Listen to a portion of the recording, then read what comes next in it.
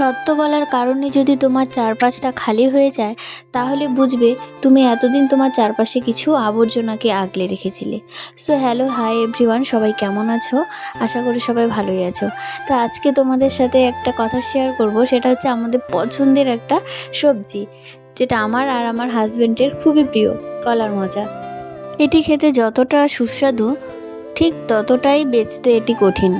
কিন্তু কি করা যাবে, খেতে গেলে তো বেচতে হবেই, কেননা হাজার হোক কষ্টের ফল মিঠাই হয়। তো এভাবে কলাটাকে সুন্দরভাবে ছাড়িয়ে নিয়ে আস্তে আস্তে কলাটাকে বেছে নিব চাকুর সাহায্যে।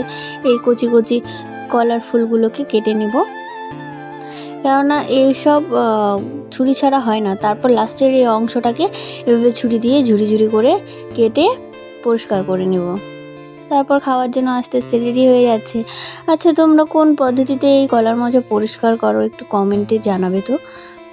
আমি তো এভাবেই পরিষ্কার করি সব সময়, এভাবে খুব ইজিও হয়, খুব তাড়াতাড়িও হয়ে যায়। তো তোমাদের সাথে কথা বলতে বলতে আমার তো কলা মোচা প্রায় কাটা কমপ্লিট হয়ে গেল। এবার এটি রান্নার জন্য একেবারে ready. Thank you everyone for watching.